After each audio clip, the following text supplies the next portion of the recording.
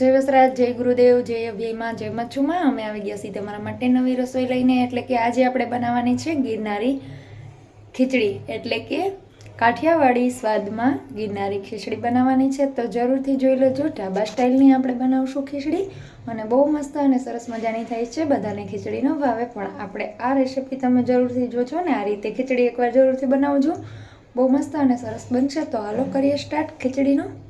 ગિરનારી ખીચડી બનાવવા માટે આપણે એક મુઠ્ઠી મગની દાળ લઈ લેશું, એક મુઠ્ઠી કરતાં વધારે. એક મુઠ્ઠી આપણે તુવરની દાળ લઈ લેશું, પછી એક મુઠ્ઠી આપણે ચણાની દાળ, પછી એક મુઠ્ઠી આપણે એટલે એક મુઠ્ઠી મચૂર દાળ લેવાની, એક મુઠ્ઠી આપણે ચોતરા ઉતારેલી મગની દાળ અને એક મુઠ્ઠી ચોતરીવાળી નાખવાની. એક મુઠ્ઠી ચોતરી વગરની મગની દાળ જે આવે છે એ નાખવાની. અને આપણે મસૂર દાળ આવે છે એક મુઠ્ઠી આપણે એ એડ કરી દઈએ. એક મુઠ્ઠી આપણે ચણાની દાળ એડ કરશું. ત્યાર પછી આપણે આમાં ચોખા એડ કરી દઈએ. જો આપણે ખીચડી મિક્સ થઈ ગઈ છે અને હવે આને આપણે મસ્ત પાણીએ ધોઈ નાખશું. જ્યાં સુધી પાણી આછરું આપણું ન થાય અને જ્યાં સુધી પાણી તાજું ન થાય ત્યાં સુધી આપણે એટલા પાણીએ આને ધોવાની છે. તો સરસ મજાની આપણે ધોઈ નાખીએ. ધોઈ અને પાણીમાં પલાળી દઈશું. ખીચડીને આપણે તાજા પાણીમાં મસ્ત મજાની ધોઈ નાખીએ છીએ અને ધોઈ અને પછી જો આપણે જોઈ શકો છો તમે એકદમ તાજું પાણી થઈ ગયું છે. માંડવીના દાણા આપણે આમાં જ એડ કરી દઈશું. એક મુઠ્ઠી જેટલા આપણે માંડવીના દાણા આમાં એડ કર્યા છે. એક મુઠ્ઠી કરતાં વધારે પણ તમારે જો ઘરમાં ભાવતા હોય તો તમે વધારે પણ યુઝ કરી શકો છો. તો જો આને આપણે હવે પાણીમાં ખીચડી અને માંડવીના દાણા પલળવા દઈશું. ત્યાં સુધીમાં આપણે કુકરમાં પાણી ગરમ કરવા મૂકી દઈએ કે 5 થી 10 મિનિટ સુધી આ પાણીમાં પલળે ત્યાં સુધીમાં આપણું પાણી પણ ગરમ થઈ જાય અને ખીચડી પણ મસ્ત મજાની પલળી જાય. જો આટલો કપ આપણે ખીચડીનો ભર્યો છે તો આનું 4 ગણું પાણી આપણે મૂકવાનું છે. તો જો કુકરમાં પાણી ગરમ કરવા મૂકી દીધું છે અને ગરમ થાય ત્યાં સુધીમાં ખીચડી આપણે પલળી જાય. તો હાલો પાણીને ગરમ થવા દઈશું. જો આપણે પાણી ગરમ થઈ ગયું છે, પાણીમાં આપણે હવે 1 ચમચી જેટલી આપણે હળદર પાવડર એડ કરી દઈશું. પછી આપણે 1 ચમચી જેટલું એમાં મીઠું, એટલે કે સ્વાદ અનુસાર આપણે ખીચડીમાં માફક આવે એટલું આપણે મીઠું એડ કરવાનું છે. તો આપણે મીઠું પણ એડ કરી દીધું છે અને પાણી સરસ મજાનું ઉકળી ગયું છે. હવે ખીચડીને એમાં ઓરી દઈશું અને એમાં આપણે જે ધોયેલું પાણી છે વધારાનું એ પાણી આપણે એમાં જ રહેવા દઈશું. આપણે આમાં ખાલી ખીચડી જ એડ કરવાની છે. ધીમા ગેસથી આપણે ખીચડીને ઉકળવા દઈશું. જો આપણે આમાં ખીચડી એડ કરી દીધી છે ત્યાં સુધીમાં આપણે ધીમા ગેસે ઉકળે છે ત્યાં સુધીમાં આપણે બીજું શાકભાજી છે એ તૈયાર કરી લઈએ. જો આપણે 1 બટેટું મીડિયમ સાઇઝનું અને 1 મીડિયમ સાઇઝનું રીંગણું એ આપણે સુધારી લીધું છે. તો આપણે એ પણ ખીચડીમાં એડ કરી દઈએ. હવે 1 ગાજર આપણે એડ કરવાનું છે. થોડા ફણસીના દાણા, એટલે કે ફણસીના ટુકડા આવે એ આપણે એડ કરવાના છે. લીલી છોરી હોય તો થોડી કમથી લીલી છોરી એડ કરવાની છે. અને આપણે લીલા વટાણા, જો લીલા વટાણામાં આપણે સફેદ અને લીલા વટાણા 2 વટાણા છે. આપણે આની હુકવણી કરેલી ઘરમાં રાખી છે એટલા માટે અત્યારે હાજરમાં ન હોય લીલા વટાણા. તો આને થોડું ગરમ પાણી કરી અને એમાં પછી આપણે થોડી વાર રહેવા દઈશું. એટલે આપણે લીલા વટાણાની જગ્યાએ જે સુકવણી કરેલી છે સૂકા વટાણા એ આપણે સફેદ અને લીલા 2 એડ કર્યા છે. તો એ પણ આપણે ખીચડીમાં એડ કરી દઈશું. 1 ગાજર અને ફણસી અને ચોરી એ બધું આમાં એડ કરી અને ત્યાર પછી હવે આને મિક્સ કરી લઈશું. જો આપણે બધું આમાં એડ કરી દીધું છે અને થઈ ગયું છે સરસ મજાનું મિક્સ. હવે આપણે પાણી જ્યાં સુધી ઉકળે નહીં અને જ્યાં સુધી ઉફાણું ન આવે, એટલે કે ઉભરા આવવા માંડે પાણીના, ત્યાર પછી જ આપણે કુકરનું ઢાંકણું બંધ કરવાનું છે. પહેલાં ઢાંકણું બંધ નથી કરવાનું. અને આમાં આપણે શાકભાજીમાં વેજીટેબલ આપણે જે તમે નાખવું હોય એ તમે નાખી શકો છો. કોઈ પણ શાકભાજી આમાં ખીચડીની અંદર એડ કરી શકો છો. તમને ભાવતી વસ્તુ હોય એ પણ આમાં તમે શાકભાજી એડ કરી શકો છો. તો જો આપણું પાણી હવે ગરમ થઈ છે, આપણે શાકભાજી એડ કર્યા છે એટલે આપણે ગરમ થવા દઈશું. એકદમ ઉફાણું આવી જાય ત્યાર પછી આપણે ઢાંકણ બંધ કરશું કુકરનું. પાણી આપણું એકદમ ઉફાણે એટલે કે ઉભરો આવી ગયો છે. હવે આમાં આપણે કુકરનું ઢાંકણું બંધ કરી દઈએ અને મીડિયમ ગેસ રાખશું. એટલે આપણે 3 સીટી તો થવા જ દેવાની છે. 3 સીટી થઈ જાય ત્યાં સુધી રહેવા દઈશું અને એની મેળાએ હવા કુકરમાંથી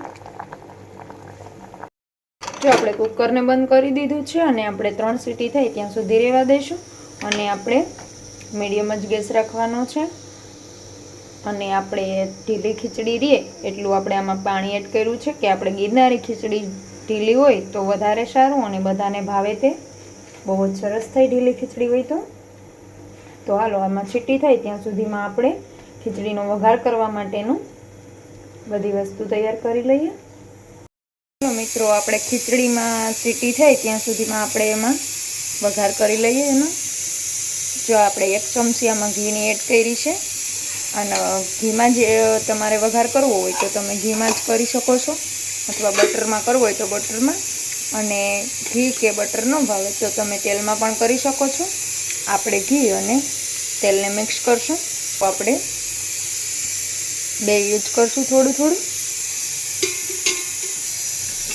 હવે આને થોડી વાર આપણે ગરમ થવા દઈશું જો આપણે તેલ ગરમ થઈ ગયું છે એટલે કે ઘી ગરમ થઈ ગયું છે અને હવે એમાં આપણે થોડી અમથી રાઈ નાખી દીધી છે હવે આખું જીરું આપણે એડ કરી દઈએ થોડો અમથો આપણે હિંગ પાવડર એડ કરશું ત્યાર પછી આપણે લીલા મરચાંની ચીણ કરી છે એ એડ કરી દઈએ એક આપણે તજપત્તું 2 લાલ સૂકા મરચાં અને આ આપણે સમારેલી છે ઝીણી ડુંગળી તો એડ કરી દઈશું આમાં હવે આને આપણે મિક્સ કરી અને થોડી વાર રહેવા દઈશું એટલે કે આપણી ડુંગળી છે સાતળી જાય ત્યાં સુધી રહેવા દઈશું આપણી ડુંગળી સાતળી જાય ત્યાં સુધીમાં આપણે ઝીણો ટમેટાનું કટિંગ કરી લઈએ 1 થી 2 ટમેટા જોઈએ આપણે ડુંગળી પણ 2 મીડિયમ સાઇઝની ડુંગળી 2 મોટી સુધારી હતી એક આપણે લીલું મરચું સુધાર્યું અને આપણે આ લસણની કળી છે એની આપણે ચટણી ખાંડવાની છે તો લસણવાળી ચટણી પણ આપણે આમાં એડ કરવાની છે તો આ ખાંડની રસ્તામાં આપણે લસણની ચટણી બનાવી લઈએ જો આપણે ડુંગળી છે એ સાતળવા માંડી છે હવે આપણે આમાં ટમેટા એડ કરી દઈશું ટમેટા એડ કરી દીધા છે હવે આને આપણે ટમેટાને પણ સાતળવા દઈશું એકદમ સરસ મજાની ગ્રેવી થઈ જાય ત્યાં સુધી આપણે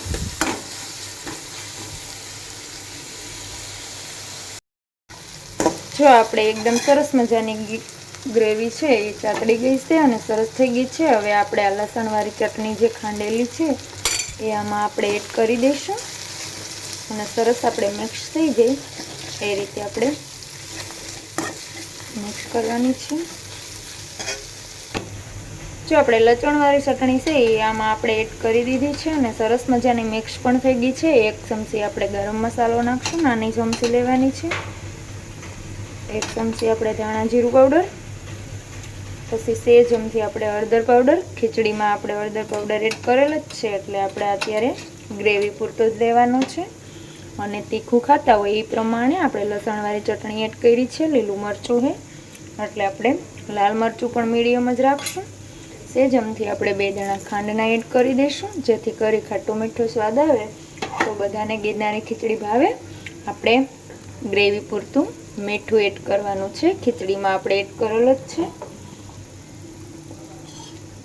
તો હવે આને આપણે મિક્સ કરી લઈશું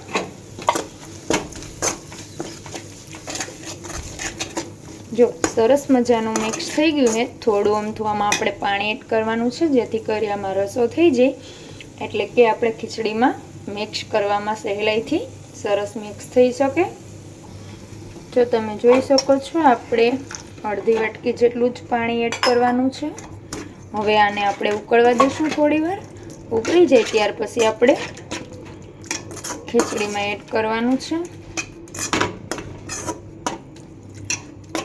તો થોડી વાર ઉકળવા દઈશું અડધા લીંબુનો રસ આપણે આમાં એડ કરવાનો છે તો ચાલુ કરી દઈએ જો ખીચડી તમે જોઈ શકો છો આપણે ખીચડી મસ્ત મજાની એકદમ ઢીલી આપણે જેવી રાખવી હતી એવી જ ખીચડી આપણે થઈ ગઈ છે તૈયાર તો જો ગિરનારી ખીચડી છે થઈ ગઈ છે તૈયાર તો હવે આપણે ખીચડીને આમાં એડ કરી દઈએ આપણે ગ્રેવી બનાવી છે એમાં જો આપણે ગ્રેવીમાં એડ કરી દીધી છે હવે આને આપણે મિક્સ કરી લઈશું જો ખીચડીને આપણે સરસ મજાની મિક્સ કરી લીધી છે અને સ્વાદમાં પણ બહુ સરસ બની ગઈ છે હવે આપણે આમાં લીલા ધાણા એડ કરી શકશું તો હાલો આપણે આમાં લીલા ધાણા થોડાક એડ કરી દઈએ જો આપણે લીલા ધાણા એડ કરી દીધા છે અને સરસ મજાની ખીચડી થઈ ગઈ છે આપણી એકદમ તૈયાર. તો આને તમે ખીચડીને સુરતી કઢી સાથે કે ઓલી કઢી સાથે કે ચા સાથે અથવા તો સાઈસ કે દહીં કોઈ પણ સાથે તમે સર્વ કરી શકો છો. અને આમાં ઉપરથી તમે ઘી નાખીને ખાવી હોય તો પણ તમે ખાઈ શકો છો. અને દહીં ને સાઈસ સાથે તો બહુ જ મજા આવે. તો આપણે ગિરનારી ખીચડી થઈ ગઈ છે તૈયાર. તો અમારા ગિરનારી ખીચડીની રેસીપી તમને કેવી લાગી મિત્રો, જરૂરથી અમને કોમેન્ટમાં બતાવજો. અને અમારા વિડીયોને સબસ્ક્રાઈબ ના કરી હોય અમારી ચેનલને તો સબસ્ક્રાઈબ કરી દેજો. અને અમારો વિડીયો કેવો લાગ્યો એ અમને કોમેન્ટમાં જરૂરથી બતાવજો, જેથી કરી અમે આવી રીતે તમારા માટે નવી નવી રસોઈ લઈ અને આવતા રહીશું. અને નવી રસોઈ લઈને આવીએ ત્યાં સુધી આવજો. Bye bye.